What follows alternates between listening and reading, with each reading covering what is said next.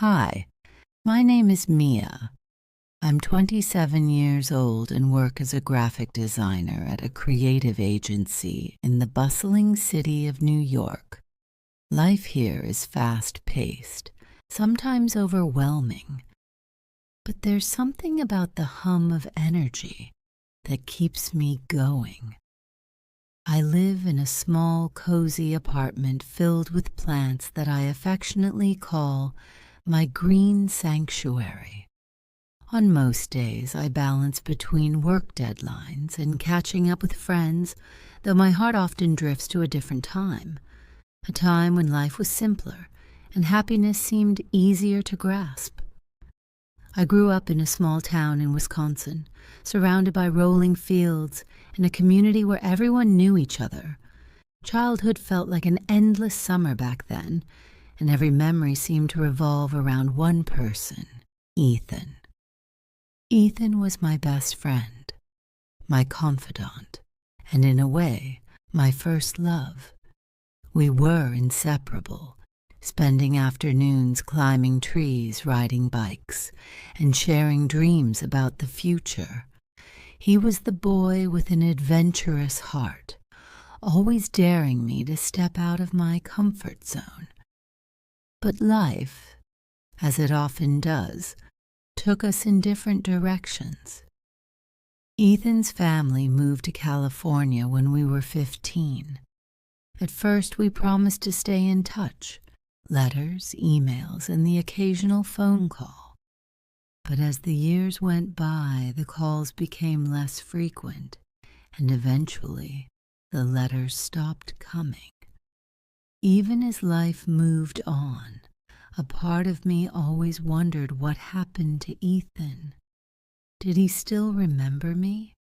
Did he ever think about the little town we both called home? Sometimes I'd catch myself scrolling through social media, half hoping to stumble upon his profile, but he seemed to have disappeared into the vastness of the world. And then, one unassuming evening, my world shifted. It was a Friday, and I had just finished a long day at work. I decided to unwind at a cozy bookstore cafe near my apartment, a place I often visited to escape the chaos of the city. As I browsed through the shelves, my eyes fell on a book I hadn't seen in years, The Secret Garden. It was one of the books Ethan and I had read together during lazy summer afternoons. I smiled to myself, flipping through its pages, when a familiar voice called my name. Mia? I turned, and there he was, Ethan. He looked older, of course, but his smile was the same, warm and inviting. His hair was shorter now, and there was a certain maturity in his demeanor, but I'd recognize those kind brown eyes anywhere. For a moment, I just stood there, frozen in disbelief. "It's me, Ethan," he said, as if I needed reminding. "Oh my God, Ethan," I finally managed to say, my voice trembling with emotion. We hugged, an embrace filled with years of unspoken words and unanswered questions. It felt like the universe had finally decided to bridge the gap between us, and for the first time in years, I felt whole.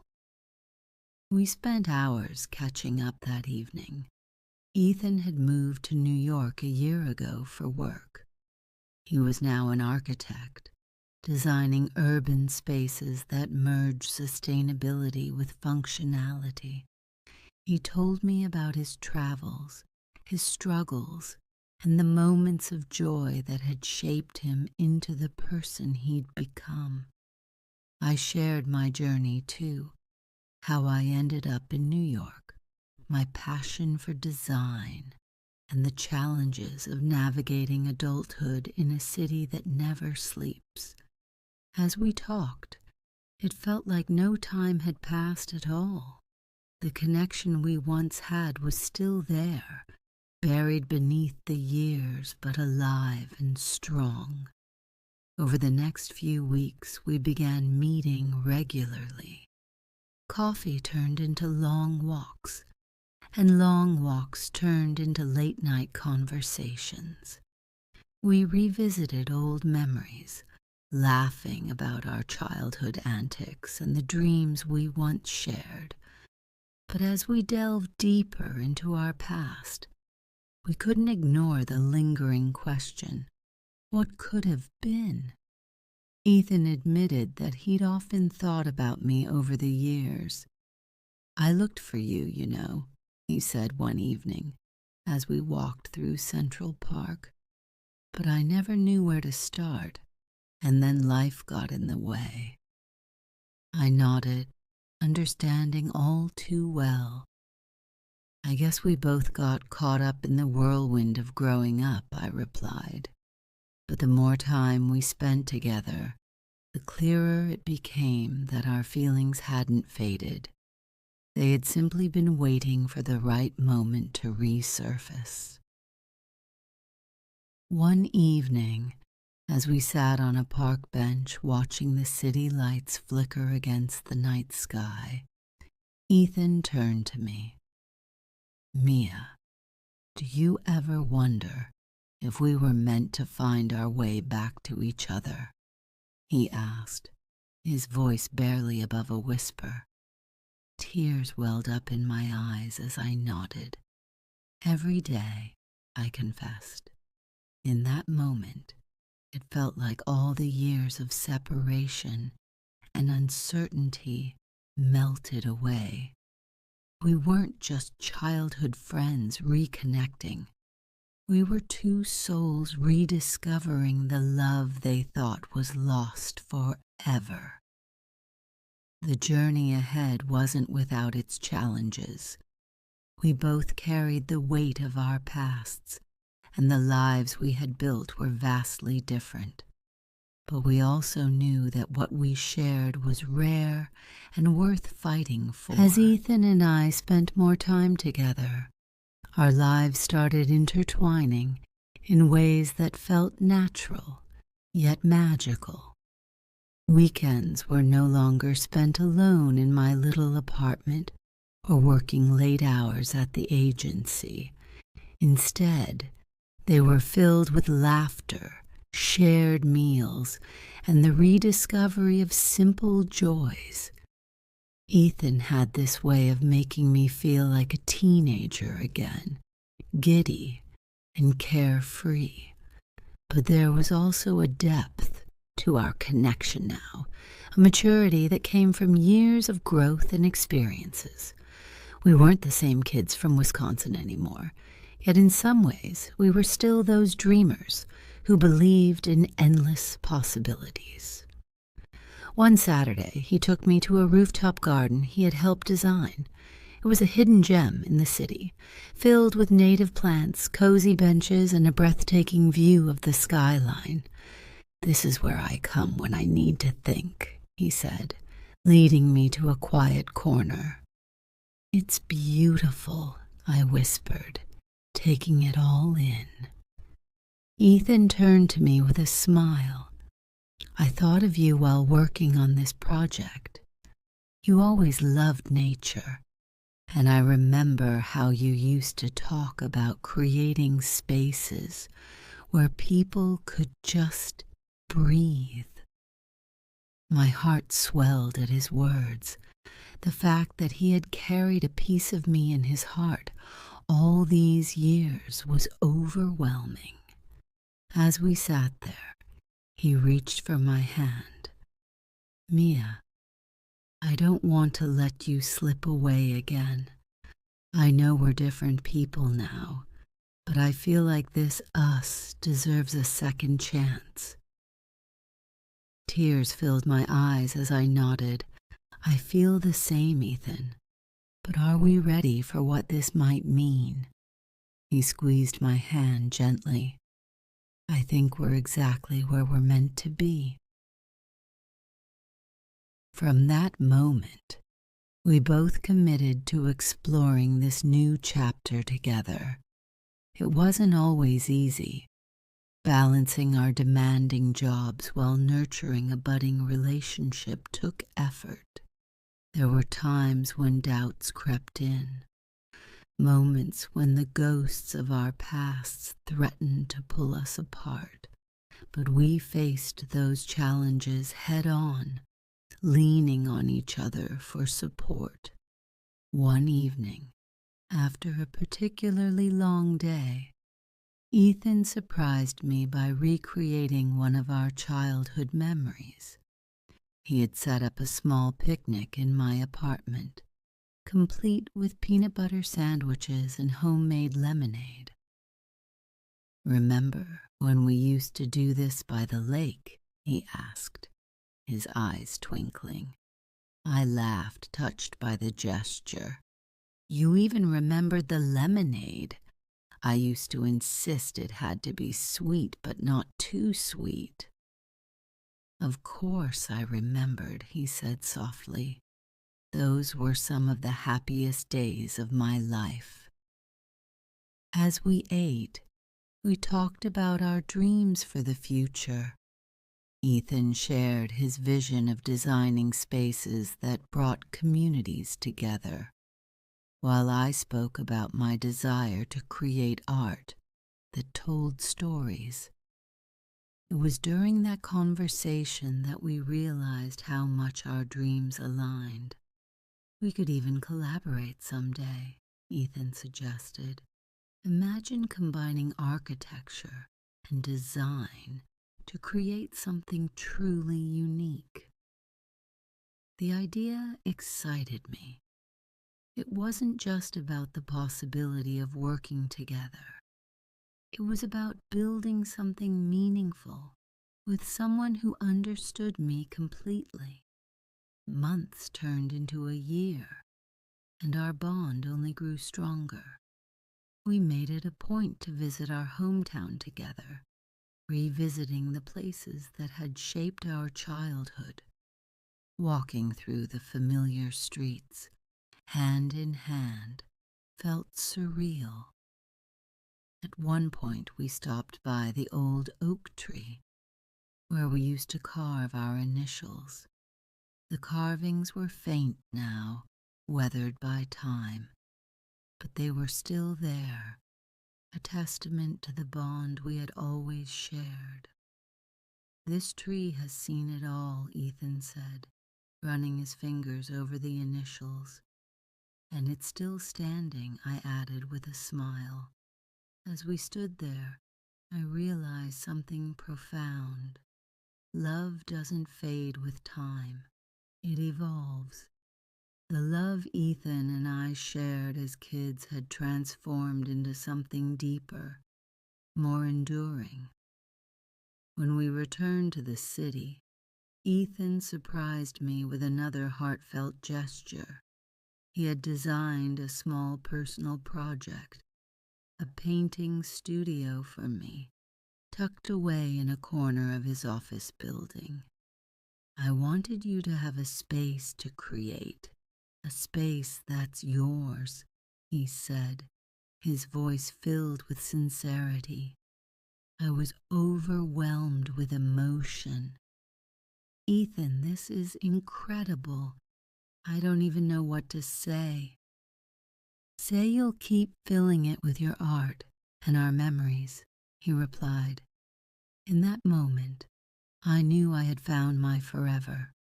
Ethan wasn't just my lost love. He was my found love, my partner, my home. Our story is still unfolding, but one thing is certain. Some loves are worth waiting for, worth fighting for. Ethan and I may have taken the long road back to each other, but every step was worth it. And as I sit here in my new studio, sketching the skyline with Ethan by my side, I feel an overwhelming sense of gratitude.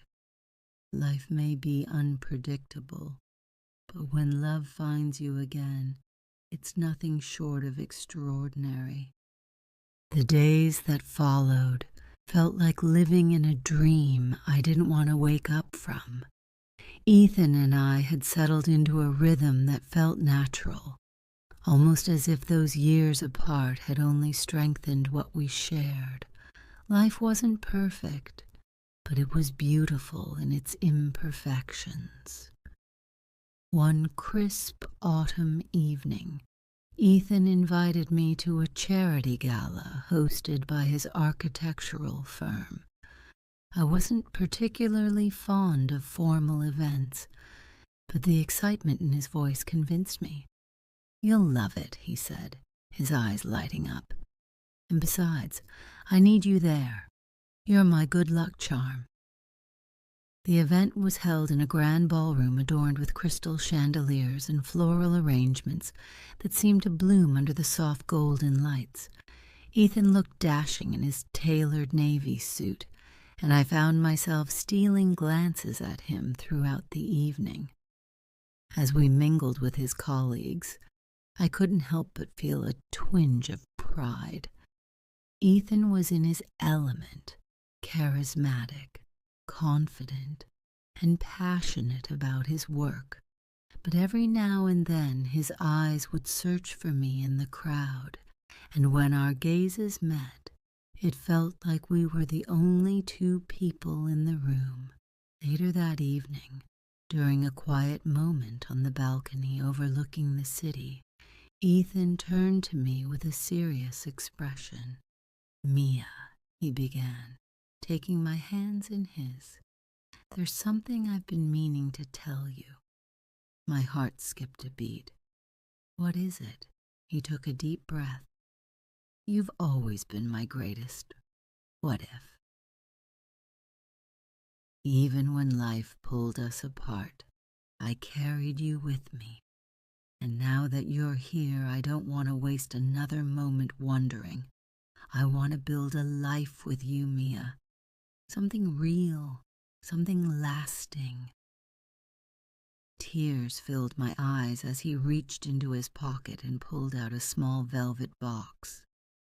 "I know it's soon, and I know we're still figuring things out," he said, his voice trembling slightly.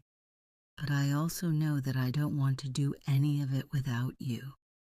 He opened the box to reveal a simple yet elegant ring, a delicate band with a small diamond that seemed to catch the light perfectly. "Mia, will you marry me?" For a moment, I couldn't speak. The weight of his words, the sincerity in his eyes, it was overwhelming. But as I looked at him, I realized that every fiber of my being already knew the answer.